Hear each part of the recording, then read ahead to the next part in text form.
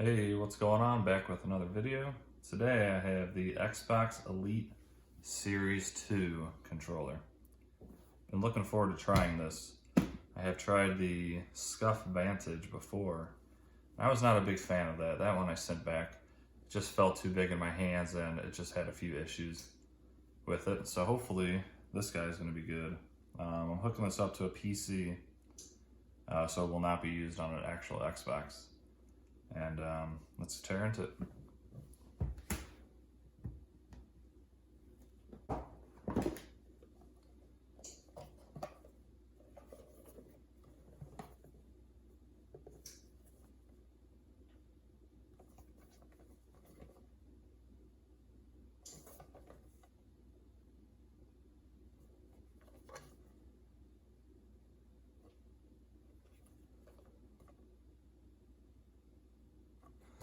Alright, cool. Start with the carrying case. Most of these special controllers come with it. The Vantage did as well. It has a port so you can plug the USB-C into the battery pack so you can charge it while it stays in the case. That's pretty cool. And it's got the Xbox logo on top, which is really nice. See what else is in here first. Alright, basically we have USB-C cable, which is very nice. It's braided, which is really nice to have. Most companies just give you the standard cheap cables that rip and fall apart quickly.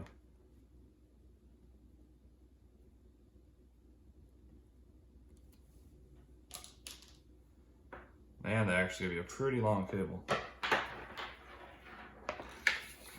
I would say this is, could be wrong, but I would say 10 feet. Let's see if it says it on the box. Doesn't say it on the box, but I'd say it's at least 10 feet, possibly 12. So that's cool. Once again, most manufacturers give you like 3 to probably 6 feet max. It's always good to have an extra long cable. Feels good quality as well.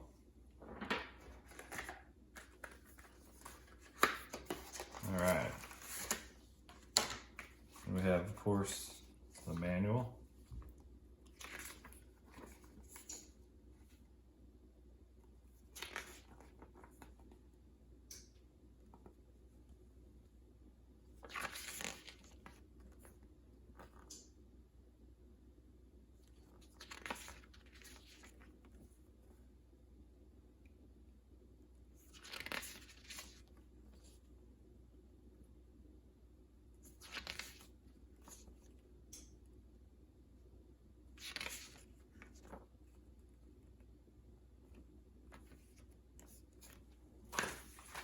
All right, next we have this. And lastly, they give you a free 14-day gaming pass. That's pretty cool. It's a nice added bonus. If you saw that code, I don't really care. You can have it. I'll use that later. I think I pay right now. I think it's like 10 or 15 a month, but this will give me 2 weeks free, so that's cool. And that is all that is in the box. All right, let's see how this bad boy looks and feels. All right, first thoughts. It feels very good on the hand. It's got some nice weight to it.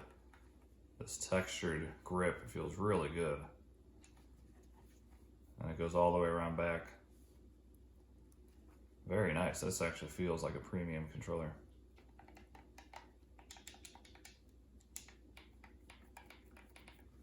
All right.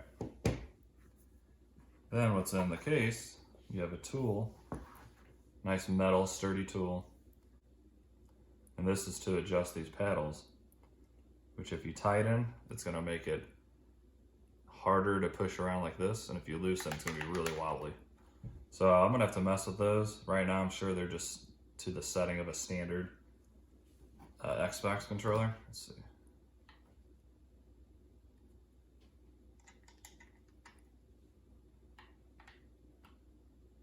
Yeah, feels pretty much exactly. So actually, let's go ahead and try it real quick, see how much tighter I can actually make it. So you just stick it in, so she said. Turn it to the right, and that's gonna tighten it. Oh wow, yeah, it's a big difference. I'll have to mess with this. I've never had the thumbsticks where you can tighten or loosen them. That's a lot tighter. I think that would make it harder, but I don't know. I will test that. Let's see. I'm gonna loosen it back out to where it came factory.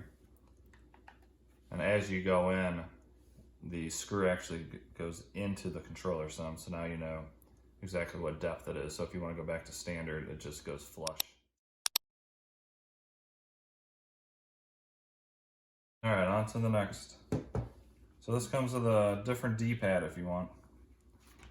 Some people prefer the old school. I guess people are just used to it, and then it comes with this round one. I'm gonna try out the round one first, because I've always had this one. And it's very simple to replace. You just literally pop it right up. It's magnetic.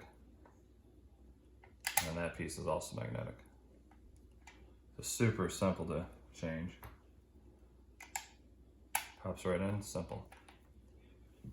All right, next it comes with a couple additional thumbsticks. If you play first-person shooters, the longer stick is supposed to be a little bit better for aiming for some people. I've tried it before on different controllers and I personally didn't like it, but I'll probably give this a shot and see how I like it. To me, it's just my thumb sits up too high, but I will mess with it. And then of course this side is also adjustable on how quickly that moves around. So I'm pretty excited to try this controller. A lot more excited than I was with the Vantage. I don't know why. The Vantage just is much thicker and it just didn't hold good in my hands. I don't like it. All right, now we move on to the main reason why you buy this controller is these additional sticks on the back, basically. You can have these control any button on the controller. So personally, I'm going to use this in Fortnite to edit. Right now, I have my edit bind as right on the D-pad. So if I'm running, I have to take my thumb off the controller and no longer running, and hit that and then edit, and it just messes you up completely. I can't do the claw, and so I'm gonna try this out. I think one of these back buttons will make it really easy to edit. So I'm excited to try that. Another thing I personally like in first-person shooters is making the shooting trigger instant. So right now, as you can see, it goes fully down. And if you push this button down, it'll depress it to go about halfway. So it makes you shoot a lot faster. And then this one goes even further, and it's pretty much an instant. I've never tried the instant. I've always had it about half. So that's gonna be cool to try it as well. Another awesome feature that this has is this charging dock. No more swapping out the annoying batteries every day, depending on how much you play, of course. Oh, it's got some weight to it, that's nice.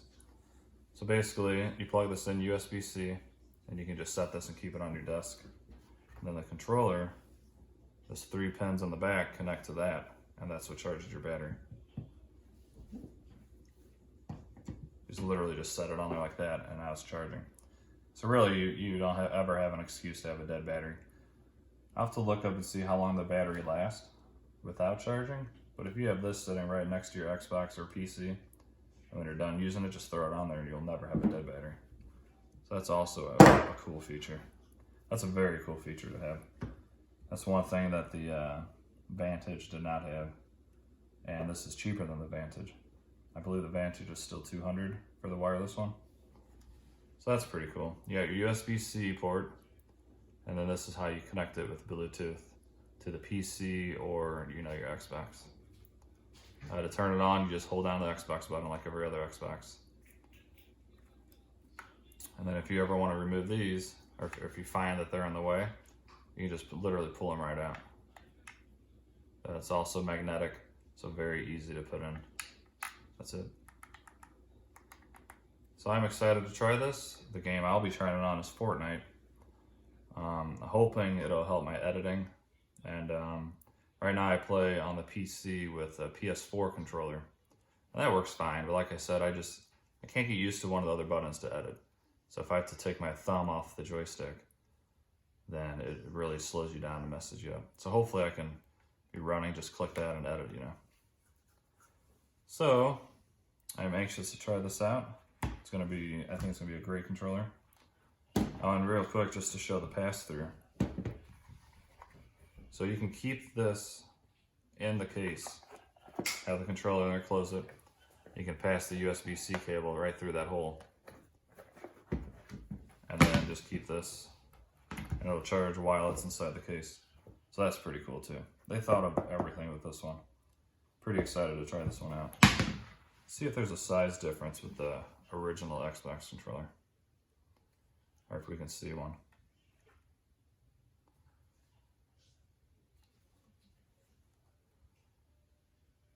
No, to me it looks like the same exact size. But you can really feel the difference. You know, this is just a standard one. Of course, it feels like a cheap controller. This one has some heft to it, and those grips really feel good. All right, next up, I'm gonna go download the software on the PC and show you how the software works. Alrighty, I've downloaded the Xbox Accessories app, and let's get started. I haven't done anything with this yet, so let's see what it tells us to do. I already connected the controller to the PC, which is super easy. You turn on the controller, and you hold this down for 3 seconds, go to your Bluetooth setup device, click on the Xbox, and bam, it's installed. Very easy.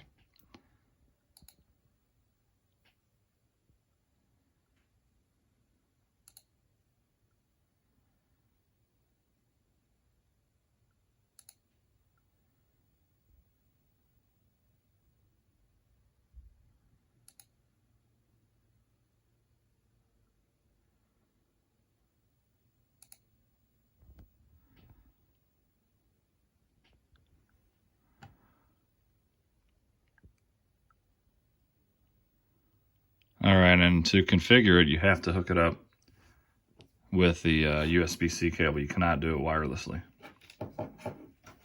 Let me...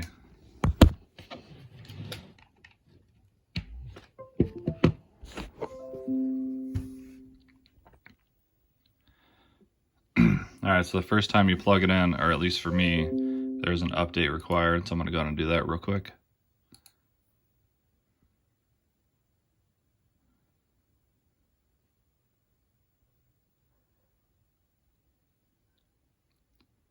So not a super big update, but it'll probably take a good 4 to 5 minutes, so I'll continue as soon as it's done. All right, so the controller is updated. It's pretty quick, a few minutes. And let's keep going. Okay, there we go. So you had to go to Profile 1, and now you're in the settings to change any button you want. So personally, I'm only gonna mess with one right now. And I'm gonna, let's see. I think I'm gonna change that guy, the bottom one. All right, so that is gonna be this guy here.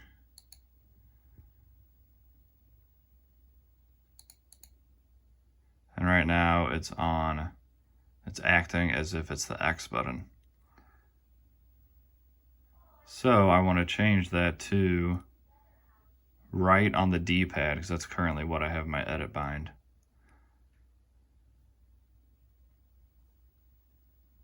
Okay, so you simply click the X here. Primary button is X, that's what it's on. And I want to change that to right on the D-pad. No, anyways.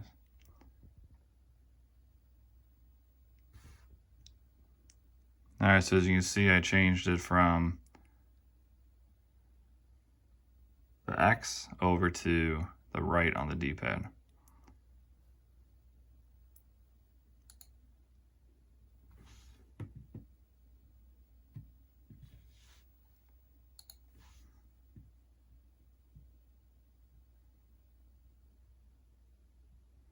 So you can also change the sensitivity of your joysticks, thumbsticks.